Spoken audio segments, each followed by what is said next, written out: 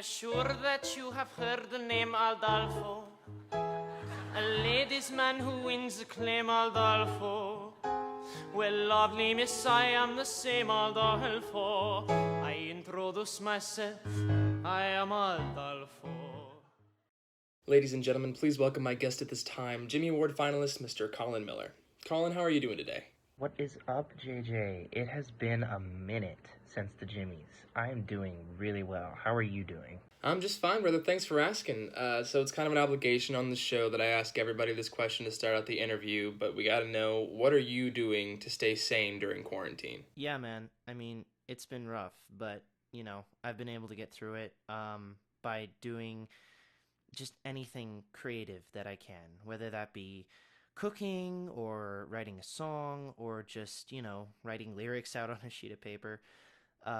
Just being creative is really what helps me, not go crazy being cooped up in a house 24/7. That's awesome. I can kind of relate to that myself. So let's talk Jimmys. I'm sure everybody wants to hear about your time and your experience at the Jimmy Awards. Specifically, you were one of 4 male finalists. So what was it like getting to hear your name called as someone who was getting to proceed to the next round? Yeah, man. Holy cow, was that an experience. That was such the greatest feeling to have my name called out of that huge group of 82 people. Just a little small town kid from New Mexico, And it was so exhilarating to step out among the 4 male and 4 female finalists on a Broadway stage and be like, okay, I'm about to perform a solo. Oh gosh, I have to remember my lyrics now. Oh no.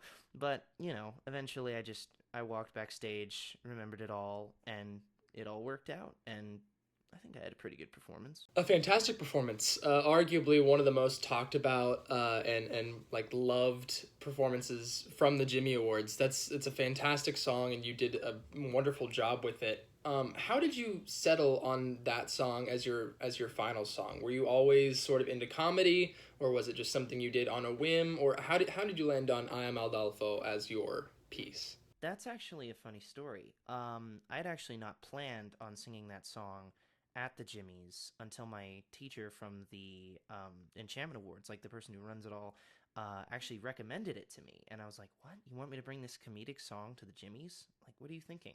But then I got there and I sang it for Telly Leong, who was my vocal coach at the Jimmys, and he said, you know, I sang both songs for him, and the first song I sang was Aldolfo, and he's like, "Yeah, you don't really need to do the other one again. You're doing that song." And I was like, "Okay."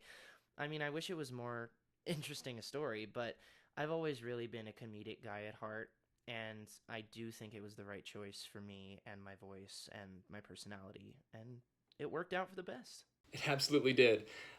So you mentioned that you prefer comedy to drama in most cases. What are some of your favorite comedic roles that you've gotten the chance to play in your however long career? And in addition, how long have you been doing theater? I did realize I haven't asked that yet. Yeah, I've been acting for a long time. Like, I think I remember when I was either 6 or 7, I think. That could be wrong. But I played a part with this group called Missoula Children's Theater, and it was Robin Hood, and I played the lead skunk. So, I mean, you have to start somewhere. But I've been acting ever since then, so that would make it, what, 11, 12 years now? And yes, I definitely prefer comedy to drama. Although I'm trying to expand my acting range to play more dramatic parts. Some of my favorite ones have been definitely Aldolfo, Drowsy Chaperone, and Benny South Street in Guys and Dolls, and also Seymour Krelborn, although he was a bit of both, because in the second act he gets kind of more dramatic. But I, yeah, Seymour was definitely my favorite role, which was the role that got me to the Jimmys. So thank you, Seymour. Oh man, Little Shop. That's my personal favorite show of all time. Seymour's a dream role. I got to play the dentist a couple of years back, which was another dream role, funnily enough. But Seymour's one that I'll always love, a character that I'll always want to be. But I was wondering, because you and I haven't really gotten to talk much since the Jimmys, because we all talk in group chats and stuff, but we never really get that many personal one-on-one conversations, which is why I'm happy to have this time with you. What exactly are you majoring in now? Because I know you're in college, and what are you pursuing? What are your future plans? Oh my gosh, I can totally see you as the dentist, and Oh my gosh, can you imagine like an entire Jimmy Awards cast of Little Shop? Oh my god, that would be so awesome. But anyway, to answer your question, yes, I am majoring in vocal performance at New England Conservatory of Music in Boston, Massachusetts. And that's mostly, classical opera stuff, but I do stuff outside of school to sort of feed my other interests, like musical theater and just contemporary recording. Which, talking about future plans, I guess I'm debuting this on your show.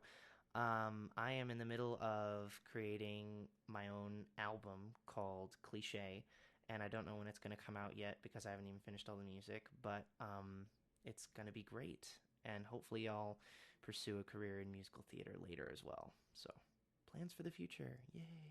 That's super exciting. That's awesome, man. Congratulations. By the way, ladies and gentlemen, daily nightly 1 a.m. live stream exclusive, Colin Miller is working on a solo album that will drop at some point in the near to possibly distant future. And of course, when that happens, we'll all be downloading and streaming nonstop. And we would love to have you back on to hear some stuff from that album. What before we get to that, obviously, what was your biggest takeaway from the Jimmy Awards? Because I know everybody that goes there comes back with new knowledge of the industry or even of themselves. What was the defining moment of that experience for you?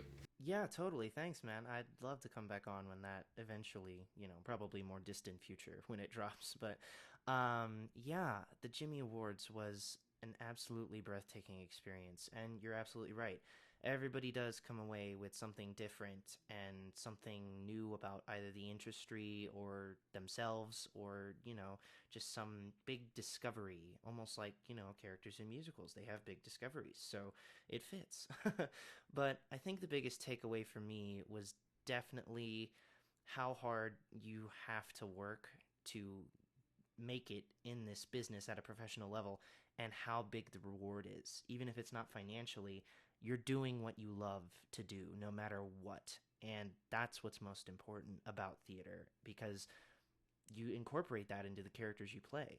And I feel like that gives a better performance overall. That's super insightful. Thank you for that, Colin, for sharing that experience with us. And I know everybody's really eager to get to hear you sing, so we'll get to that. I just want to ask one more question before we do, though, because I asked this to Jesse, and I feel like it's really fun to ask people, especially those that have been at least marginally successful in the realm of musical theater, people like you who have been in it for a long time and who reached the peak of being a finalist in the Jimmy Awards. Do you have any embarrassing theater moments that you would like to share with the audience, just so that they know that even people like Colin Miller and Jesse Kirtley sometimes mess up on stage? Man, you are asking the tough questions, aren't you? Okay. Well, let's see. I have so many it's hard to choose one, but I think one of them that I'm thinking of just sort of tops them all as the most embarrassing. I was playing Captain Hook in a summer program that my high school does in the summer, and I was in Peter Pan playing Captain Hook, and in one scene, his pants are supposed to be cut down by Peter like slashing it with a dagger. And so they created these corduroy pants, which were obviously very heavy, and they cut like a Velcro like slit in the back so it would be easy and he could just, drag the dagger down and, the pants would fall down and it'd be a comedic gag. Well, that didn't exactly happen in the actual performance of it. Well, it did happen, but it happened in another spot as well. And actually, I was waiting backstage for the mermaid number to be done right before my scene with Tiger Lily, and I feel like this clasp come undone in the back of my pants, and I'm like, oh no, what is going to happen now? So I rush over to the teaching assistant and be like, hey, can you fix this real quick? So they do, but it's a metal hook and eye, so when they do, it really doesn't do much, but it snapped off again, and this time I actually heard it break, and they're like, oh no, what are we going to do? Get the costume designer right away. But then I tried to go on stage with it because I'm sitting in a boat, so I'm like, nobody's going to notice. But then I remember I have to get out of the boat, and getting out of the boat was a very interesting time because I have to have like a sword drawn. So I'm having one hand on my pants and one hand with a sword in it, trying to catch Peter Pan. And let's just say at one point it came to the point where I was having to choose between keeping my pants up or sword fighting Peter Pan and continuing the story.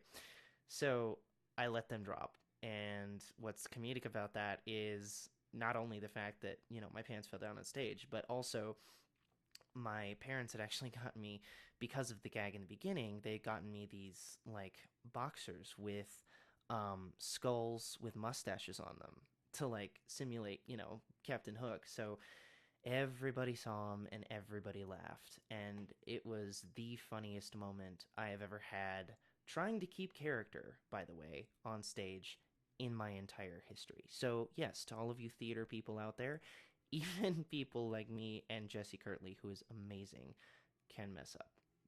Oh my goodness. Oh, that's terrible. Props to you though for keeping the show going and holding it together, Mr. Professional. Thank you so much for that story. Thank you so much for this entire interview, for being here. Thank you so much for all the support that you have given the show. For those of you that don't know, Colin stops by almost every night and says, "Hey," just to tune in for a little while, and we're all very lucky to have him on the show here tonight, to get to hear some of his stories and experiences. So thank you so much for being here. And now, ladies and gentlemen, performing his song from the 2019 Jimmy Awards, I'm Aldolfo from the Drowsy Chaperone, is Jimmy Award finalist Colin Miller. Take it away, Colin, and thank you so much.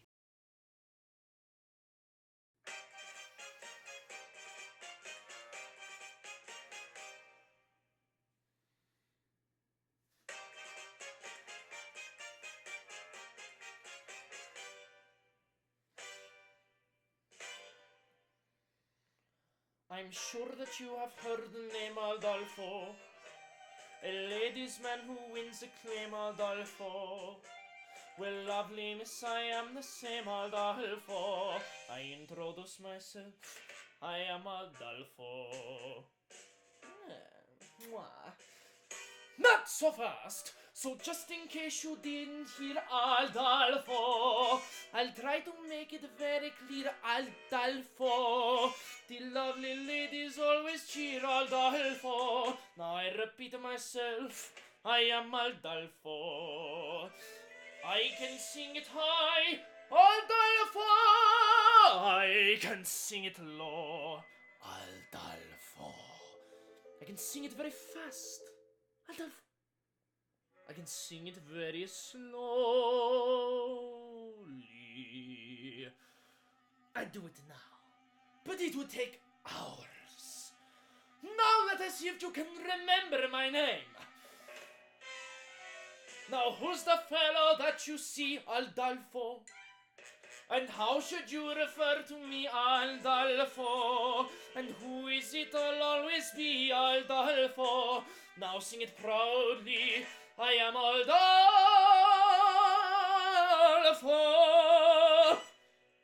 Now let me spell it out for Joe.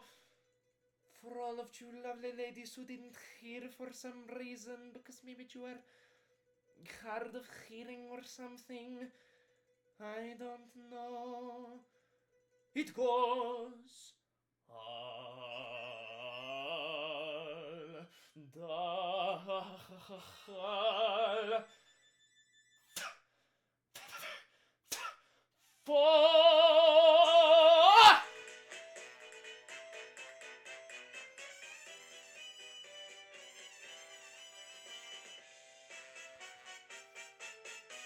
I am Adolfo. Adolfo. Wow, thank you so much, Colin. Ladies and gentlemen, one clap in solidarity all around the world for Mr. Colin Miller. Colin, fantastic as always. Thank you so much for being on the show, for talking to us, for performing for us, and we'd love to have you on the show again sometime. Thank you for being with us.